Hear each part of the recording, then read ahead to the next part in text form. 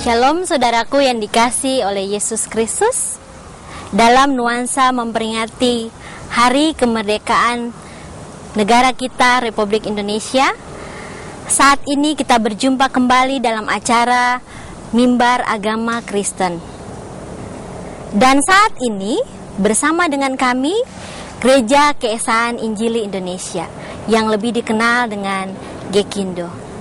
Saudaraku yang dikasihi oleh Yesus Kristus, Gekindo boleh hadir melayani bersama-sama dengan gereja-gereja yang lain untuk menjadi berkat, memberitakan Injil Yesus Kristus, dan bersama dengan seluruh hamba Tuhan berjuang untuk membina, membuat orang sungguh mengenal Yesus Kristus dan bersama-sama bertumbuh dalam iman. Saudaraku yang kekasih, yang kami kasihi dalam Yesus Kristus, Gekindo terus menjalankan setiap pelayanan yang ada dengan penuh komitmen di hadapan Allah. Dan saat ini bersama-sama kami akan membagi berkat kepada Bapak Ibu sekalian. Dan biarlah apa yang boleh kita saksikan sebentar, apa yang boleh kami kerjakan, apa yang boleh kami lakukan boleh menjadi berkat. Dan Bapak Ibu sekalian boleh memperoleh makna dari setiap kebenaran firman Tuhan yang boleh kita saksikan bersama-sama pada saat ini. Saudaraku yang kekasih, mari kita saksikan bersama. Terbentuknya Gekindo lewat sejarah atau lewat peristiwa yang sangat unik, di mana dua orang hamba Tuhan, yaitu Bapak Pendeta Beni Nenoharan juga dengan Ibu Pendeta Ana Berlian Nenoharan sedang berjuang untuk membentuk beberapa persekutuan di Jakarta. Dan kami dipertemukan oleh tangan kasih Tuhan yang luar biasa pada tahun 86. Dan kami sama-sama melayani, mencari jiwa-jiwa yang hilang, mencari jiwa-jiwa yang tersesat, mencari jiwa-jiwa yang memang membutuhkan cinta kasih Tuhan. Dan setelah begitu banyak jiwa-jiwa itu, sebenarnya kami rindu bergabung dengan sinode, yaitu GKI yang memang bertempat tinggal di Curup. Nyatanya pada tahun 90 kelihatannya sinode GKI dari Curup tidak mungkin lagi untuk boleh melayani bersama-sama dengan kami di Jakarta. Kami bergumul dan jiwa-jiwa makin bertambah dan makin bertambah.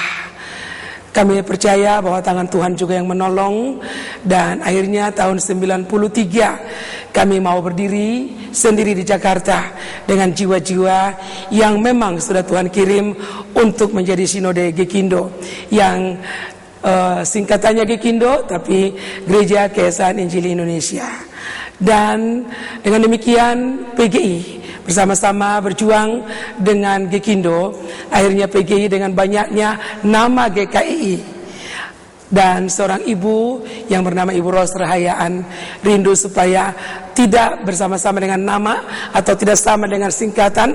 Dan akhirnya terbentuklah Gekindo, Gereja Keesaan Injili Indonesia. Karena memang hampir seluruh jemaat itu dari suku yang berbeda.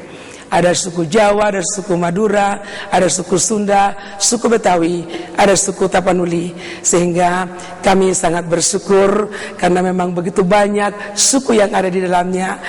Dan kami sepakat dengan nama Gekindo atau Gereja Keesaan Injili Indonesia. Dan diketuai pada tahun 93 oleh Bapak Pendeta Dr. Nenoharan. Dan kami sangat bersyukur, berterima kasih untuk pertolongan Tuhan yang ajaib, sehingga sampai saat ini Tuhan berkenan untuk Gekindo berjuang bersama-sama dengan seluruh gereja yang ada di Indonesia. Bagaimana kita boleh mencapai jiwa-jiwa yang memang membutuhkan cinta kasih Tuhan. Demikian sejarah Gekindo boleh kami ungkapkan. Tuhan memberkati. Amin. Shalom pemirsa yang terkasih dalam Tuhan Yesus. Pengampunan memang bukan kata yang mudah untuk diucapkan, terlebih lagi untuk dilakukan. Apalagi jika seseorang telah begitu merasa disakiti atau terlukai. Di dalam perjalanan kehidupan seorang wanita mungkin terjadi ada luka hati, ada sakit hati, terutama apabila ia terima perlakuan atau ucapan yang menyakitkan dari orang-orang yang terdekat di dalam hidupnya. Entah itu suami, anak, orang tua, saudara, atau sahabat. Terkadang begitu perihnya, begitu dalamnya luka, sehingga kata pengampunan itu menjadi begitu sulit untuk dilepaskan. Bahkan mungkin satu hal yang tidak mungkin untuk dilakukan. Ketika seperti tertulis, apa yang tertulis di Matius 18 ayat ke-22 dan Lukas 17 ayat yang keempat, Tuhan Yesus dengan jelas mengatakan bagaimana seharusnya kita mengampuni orang yang bersalah kepada kita. Mungkin reaksi kita pertama-tama adalah bertanya-tanya, mungkinkah Tuhan, sanggupkah aku Tuhan mengampuni seperti yang Engkau mau? 70 kali 7 kali? 7 kali sehari? Bukankah kesabaran manusia ada batasnya? Namun apabila kita membaca respon para murid di Lukas 17 ayatnya yang kelima, kita akan mendapati suatu hal yang membangkitkan iman kita. Mereka mengatakan, tambahkanlah iman kami. Mengapa mereka bereaksi seperti ini, saudara-saudara? Itu karena mereka sungguh menyadari dan mereka mengakui bahwa apa yang Tuhan minta daripada kita, daripada murid-murid adalah suatu hal yang mustahil dilakukan jika itu dilakukan dengan kehendak dan kekuatan manusia. Oleh karenanya mereka memohon kepada Tuhan untuk menambahkan iman mereka, sehingga mereka dimampukan untuk bisa mengampuni orang yang bersalah kepada mereka seperti yang Tuhan kehendaki. Iman adalah satu kekuatan yang besar yang diperlukan oleh setiap manusia yang membutuhkan kekuatan dari Tuhan untuk melakukan hal yang tampaknya mustahil dalam pandangan manusia. Iman akan memampukan seseorang untuk boleh datang kepada Tuhan dengan hati tulus dan melakukan perintahnya dengan sungguh-sungguh. Wanita di dalam kehidupannya memerlukan iman yang kuat untuk boleh menjadi seorang istri, seorang ibu, menjadi teladan bagi sekelilingnya. Tapi wanita juga harus menyadari bahwa mereka perlu bertumbuh di dalam imannya. Oleh sebab itu disinilah Women of Faith Ministries hadir. Kami rindu untuk boleh menjangkau dan melayani kaum wanita yang rindu untuk bertumbuh di dalam imannya. Terpujilah Tuhan Yesus. Saudaraku yang dikasihi oleh Yesus Kristus, kita bersama-sama telah menyaksikan apa yang telah dikatakan oleh Pendeta Dita Tobing. Dalam pengalaman pelayanannya, dia sudah menghadapi banyak hal dan beliau juga sudah mengatakan bahwa dalam kenyataannya mengampuni itu tidaklah mudah. Melalui kesaksian yang kita sudah dengarkan bersama tadi, kita boleh melihat bahwa mengampuni itu tidaklah mudah. Dalam kenyataan pelayanan telah ditemukan bahwa seringkali orang tidak mampu untuk mengampuni oleh karena banyak faktor yang mempengaruhi kehidupan secara khusus dalam pelayanan wanita yang telah dilakukan oleh Pendeta Dita Tobing. Dan dalam untuk mengampuni orang lain membutuhkan iman yang sangat kuat. Saudaraku yang dikasihi oleh Yesus Kristus, ini adalah sebuah kenyataan bahwa sesungguhnya dalam kehidupan kita hari lepas hari banyak persoalan, baik masalah yang ada sekarang ini maupun masalah yang telah kita alami. Dan jujur, kalau kita mau katakan, seringkali kita sangat sulit untuk mengampuni. Gekindo sangat peduli pada pemulihan masing-masing jiwa. Oleh karena itu, Gekindo menaungi ministry ini, bersama-sama bergandengan tangan, membantu wanita untuk dipulihkan di dalam Tuhan. Saudaraku yang dikasihi oleh Yesus Kristus, kebenaran firman Tuhan telah dinyatakan bahwa setiap orang percaya harus mengampuni orang yang melakukan kesalahan. Dan itu adalah sebuah kewajiban yang harus kita kerjakan sebagai orang yang sudah menerima pengampunan dari Tuhan yang kita percayai. Saudaraku yang kekasih, dalam seluruh perjalanan Gekindo berusaha untuk berbuat baik pada semua orang, berusaha untuk mengasihi semua orang, dan berinteraksi dengan lingkungan yang ada. Dan Gekindo bersahabat dengan semua orang, baik itu yang berasal dari kalangan yang berbeda atau agama yang berbeda. Saat ini kita akan menyaksikan bersama sebuah kesaksian bagaimana Gekindo membina satu hubungan yang baik dengan lingkungan, sehingga orang yang berbeda pun bisa bersama-sama, bergandengan tangan, hidup damai dan menerima satu sama lain. Mari kita saksikan bersama apa yang dialami oleh salah seorang saudara kita yang berada hidup bersama dalam lingkungan Gereja Keesaan Injili Indonesia. Selama saya selaku warga sini, selama pembangunan gereja ini saya tidak ada bermasalah.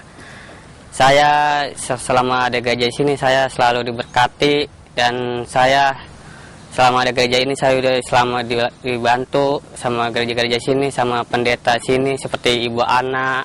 Waktu saya sakit dan baru punya masalah, saya selalu didoain, dan alhamdulillah saya tidak ada masalah apapun di sini. Ya, saya sangat bersyukur atas ada pembangunan gereja ini. Ya, saya sebagai pihak keluarga di sini saya aman-aman saja dan saya tidak punya masalah. Saudaraku yang dikasihi oleh Yesus Kristus, melalui kesaksian tadi kita bisa memahami bahwa gereja yang eksis di tengah lingkungannya adalah gereja yang peduli pada keadaan sekelilingnya. Kita telah melihat bahwa saudara kita tadi mengalami sendiri bagaimana pertolongan yang diberikan oleh Gereja Keesaan Injili Indonesia. Ketika kita hidup di masyarakat, kita berbaur dengan mereka, memahami apa yang mereka kerjakan dan lakukan, dan menerima satu sama lain dengan berbagai karakter yang ada. Tentunya, masalah demi masalah akan selalu ada. Karena setiap orang dibentuk dengan karakter yang berbeda, kemauan, keinginan yang berbeda. Tetapi ketika kita hidup di masyarakat, kita membantu dan kita memiliki hati yang baik, yang menerima keberadaan orang lain dengan mengampuni ketika ada kesalahan yang dilakukan oleh saudara-saudara di sekeliling kita. Niscaya kita akan hidup bersama dengan damai. Seperti Tuhan yang telah mengampuni kita. Dia tidak pernah mengingat-ingat setiap kesalahan dan dosa kita. Sejauh timur dari barat, Dia membuang jauh-jauh kesalahan dan dosa kita. Saudaraku yang dikasihi oleh Yesus Kristus, kita akan diberkati dengan pujian sejauh timur dari barat.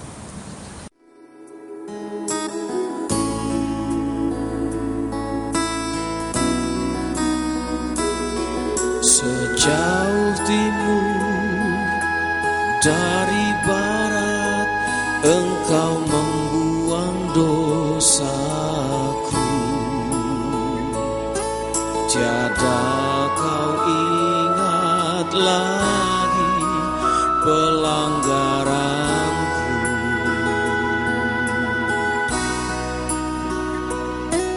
Jauh ke dalam tubir laut, Kau melemparkan dosaku. Tiada Kau perhitungkan kesalahanku. Betapa besar kasih pengampunan-Mu Tuhan. Tak Kau pandang hina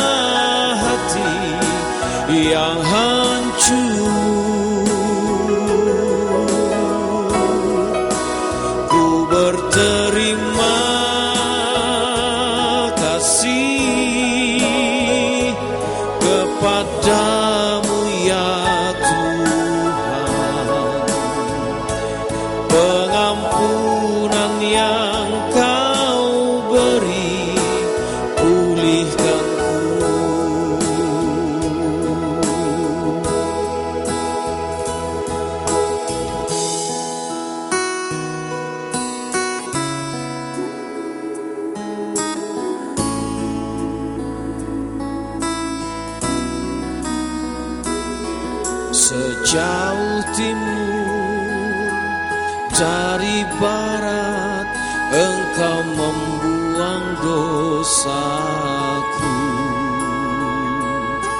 Tiada Kau ingat lagi pelanggaranku.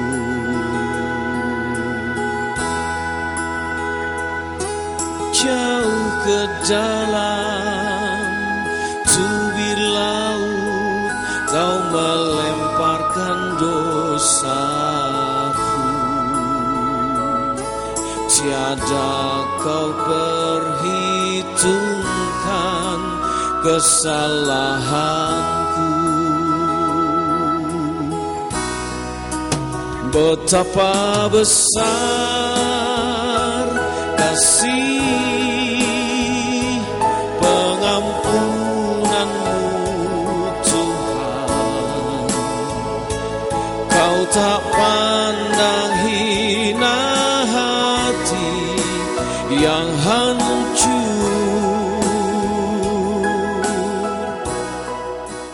Dalam perjalanan gereja, meskipun sudah berusaha untuk menyesuaikan diri dengan lingkungan, membantu orang lain, dan melakukan hal yang baik, namun gereja juga tidak lepas dari yang namanya tantangan. Ada banyak tantangan demi tantangan, baik itu tantangan dari dalam mengenai pelayanan itu sendiri, maupun tantangan dari luar. Hal tersebut bisa mengherankan kita. Mungkin kadang-kadang kita protes dan mengatakan mengapa kejadian demi kejadian bisa terjadi, terutama dalam hal beribadah. Ketika kita melihat kembali kebenaran firman Tuhan, merenungkan apa yang dialami oleh yang kita percayai, yaitu Yesus Kristus. Dalam Lukas pasal 15 ayat 18, Dia telah berkata, firman Tuhan berkata, "Jikalau dunia membenci kamu, ingatlah bahwa ia telah lebih dahulu membenci aku." Ini sesuatu yang tidak mudah dihadapi oleh para murid, oleh orang-orang percaya di seluruh dunia, secara khusus Gereja Keesaan Injili Indonesia. Ketika mengikut Tuhan, begitu percaya dan yakin akan jaminan Tuhan, tapi seakan ada sebuah tanda tanya besar. Mengapa harus ada tantangan demi tantangan? Tapi dalam perenungan akan kebenaran firman Tuhan ini membuat semua orang percaya seharusnya menyadari bahwa Yesus saja yang menciptakan, yang memiliki seluruh dunia ini, dan menjadi teladan baik dalam perbuatan baik, dalam perkataannya, dalam seluruh perjalanan hidupnya. Telah terbukti bahwa Dia pun dibenci oleh dunia ini. Dan itu pun yang dialami oleh Gereja Keesaan Injili Indonesia di tengah-tengah kehadirannya dalam pelayanannya di negeri ini. Ada sebuah tantangan yang bagi kami mungkin seperti sebuah kesedihan, tapi dari dalamnya kami belajar arti jaminan Tuhan. Biarlah kesaksian ini boleh memberkati kita dan membawa kita semakin lagi bukan membenci orang lain, tetapi semakin memuliakan Tuhan. Dan sungguh melihat bahwa di tengah seluruh tantangan-tantangan yang ada, di tengah seluruh persoalan, di tengah seluruh desakan-desakan dari orang-orang yang tidak menyukai kehadiran gereja, di sana Allah membuktikan bahwa Dia sangat mengasihi gerejanya. Di sana Allah menunjukkan bahwa betapa Dia menyertai, Dia hadir dan menyatakan kuasanya. Dan Dia mau mengatakan bahwa jangan takut, gereja-gereja akan terus disertai oleh Tuhan. Shalom. Peristiwa demi peristiwa memang Tuhan izinkan kita alami dalam hidup ini, dan kita tetap mau bersyukur.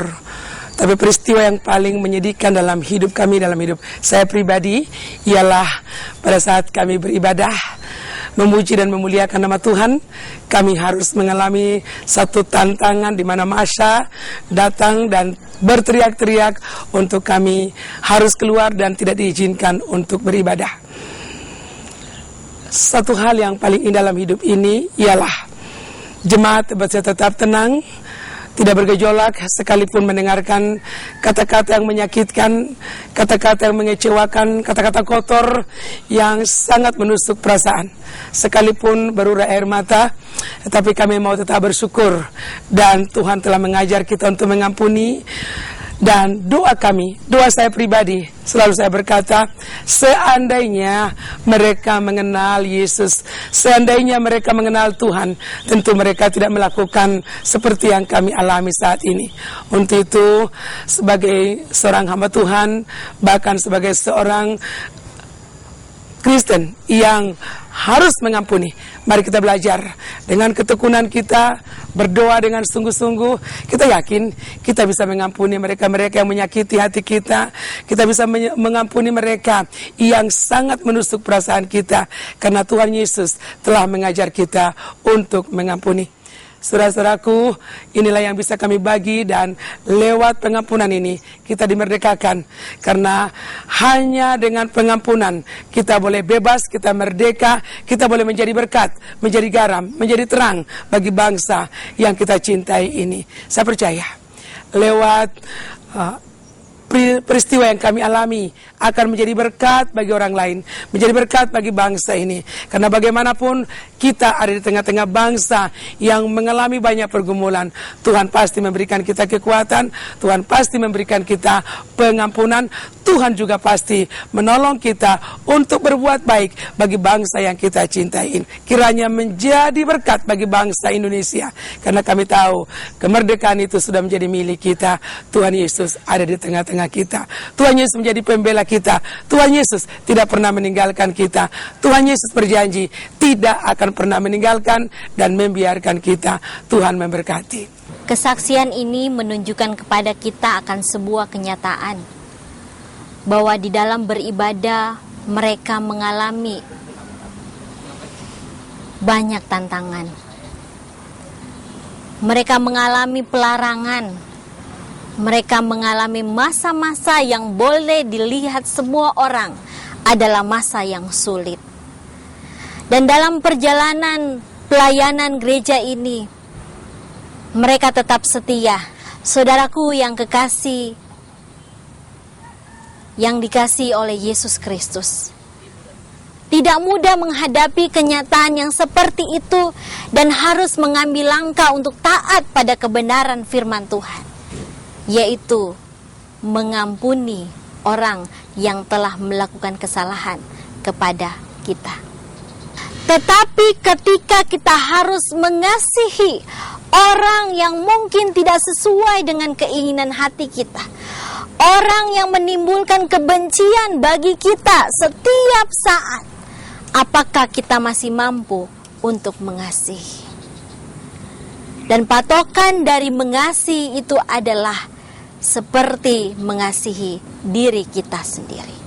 Seseorang yang mengasihi dirinya sendiri tidak akan berbuat jahat terhadap dirinya, tetapi melakukan yang terbaik untuk dirinya. Dan itu harus dilakukan oleh orang percaya. Mengasihi orang lain seperti mengasihi diri sendiri. Orang-orang yang berbeda karakter yang menyinggung hati kita, apakah kita masih mampu untuk mengatakan bahwa aku mengasihi engkau? Belum tentu. Itu adalah sesuatu yang sulit. Dan itu pun yang dialami oleh murid Tuhan Yesus yang namanya Petrus. Dia bertanya kepada Yesus, apakah dia harus mengampuni orang lain? Sebanyak 7 kali. Dan Yesus berkata bukan, sebanyak 70 kali 7 kali. Gambaran ini bukan berarti hitungan matematika, tetapi gambaran ini menunjukkan bahwa seberapa sering pun orang melakukan kesalahan, seberapa banyak juga kita harus selalu mengampuni setiap kesalahan yang Dia lakukan terhadap kita. Pemirsa yang kami kasihi, demikianlah acara ini dan semoga bisa menjadi berkat buat kita sekalian. Amin. Tuhan memberkati.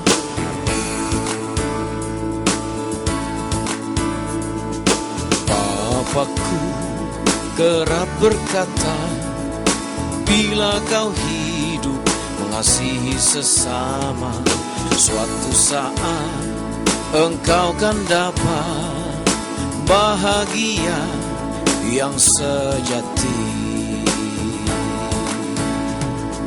Bila kau menanam duri, tak mungkin kau menuai anggur. Apa yang kau cari sekarang mestinya hikmat Tuhan. Kasih itu panjang sabar murah hati. Kasih itu lemah lembut tidak sombong.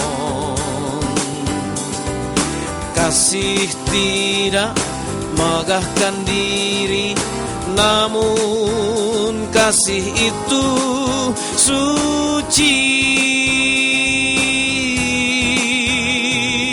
Dunia ini akan lenyap, namun kasih tinggal tetap. Mari kita saling mengasihi, sebab Tuhan itulah kasih.